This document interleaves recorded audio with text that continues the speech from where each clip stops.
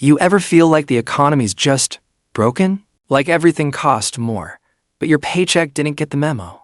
Eggs are suddenly a luxury item, rent feels like extortion, and somehow despite working like a donkey you're still falling behind. You're not imagining things.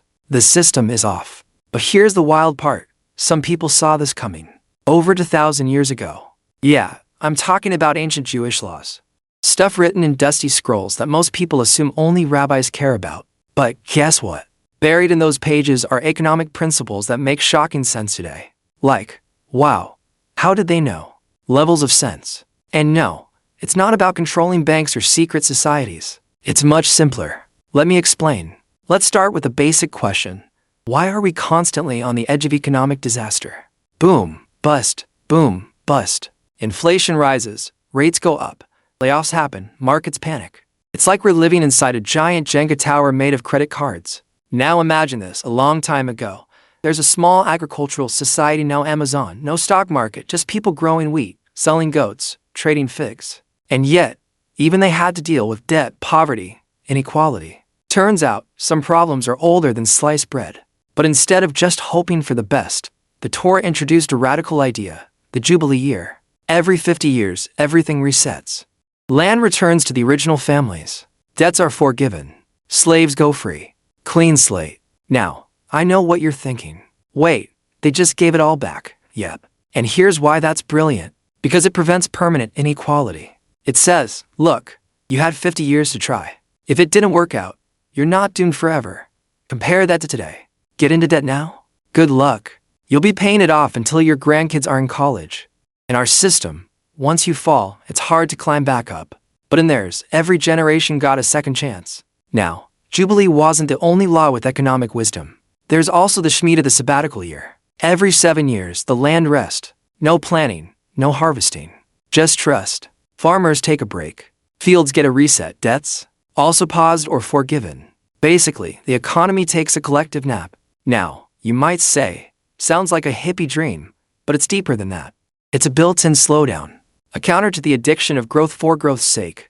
Because here's the thing, constant growth is a myth. Trees don't grow forever. Neither do economies. When you force growth, when you overwork land, people, resources, it breaks. Something crashes. Sound familiar? Look at 2008, or 2020, or right now. We work ourselves to exhaustion.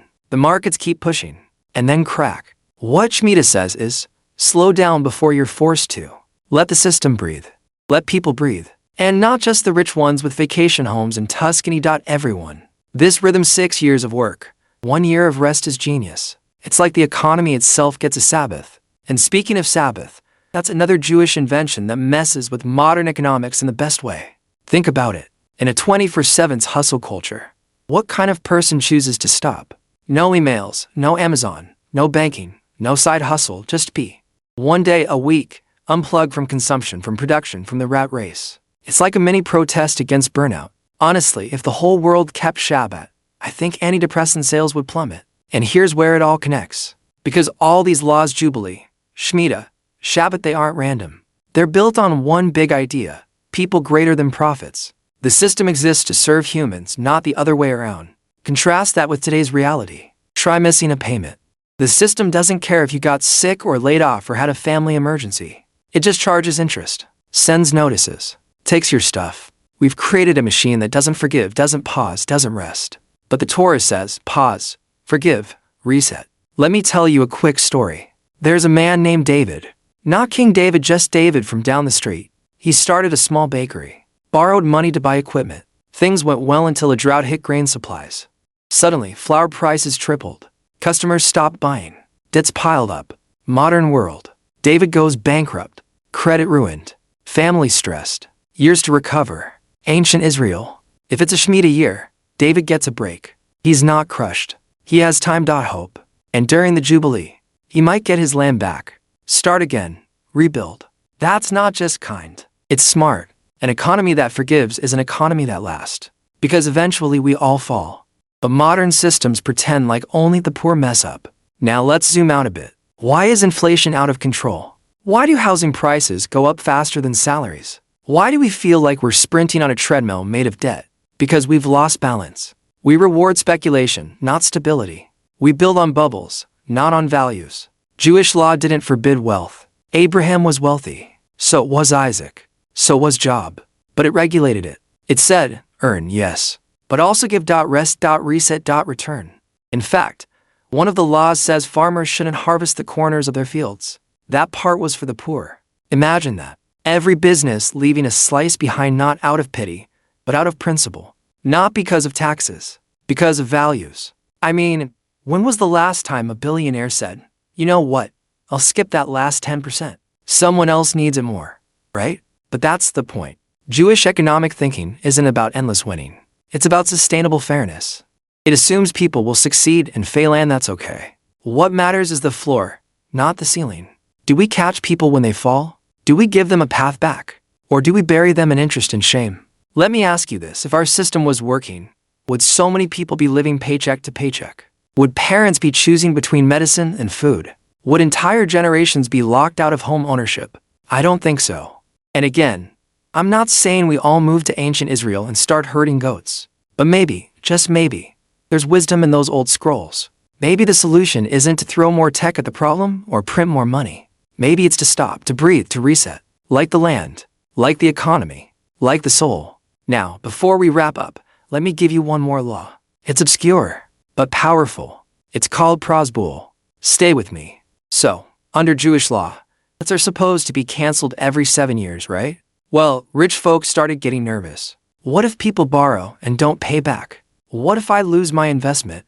So a rabbi named Hillel came up with a clever fix. He created a legal tool that let people transfer their debts to the court system where they wouldn't be canceled. It was a compromise. A way to keep lending alive without abandoning the spirit of Shmita. Smart, right? But here's what's interesting. They didn't just erase the rule because it was inconvenient. They adjusted it to preserve dignity on both sides. The poor still had protection. The lenders had security. The community kept functioning. Balance. That's the magic word. Not fair in a childish sense. Not equal like a spreadsheet, but balanced. Human. Thoughtful. You see, the genius of Jewish economics isn't that it's perfect. It's that it's aware. Aware that humans are fragile, that systems must bend or break, that time moves in cycles, and most of all, that money is not God. It's just a tool, a dangerous one if left unchecked. So, what does all this mean for you? Well, maybe start small. Take a personal Shmita, a financial breath. Pause your spending. Reevaluate your debts. Let your mind rest. Look at your budget not just with numbers but with values. Ask, am I building a life or surviving one? And maybe, just maybe, share this video with someone who's also tired of the chaos. Because I believe this, the more people understand these ancient principles, the better chance we have to build something better. Not perfect, but kinder. Smarter. More human. If you like this, let me know. I've got more where this came from. We didn't even touch on how Jewish tithing created community resilience, or how their calendars program economic slowdowns. So if you want a part to just say the word. Until then, don't panic. Pause. Reset. And remember, even more than 1,000 years ago, they knew what we're just starting to learn. Balance isn't optional. It's survival.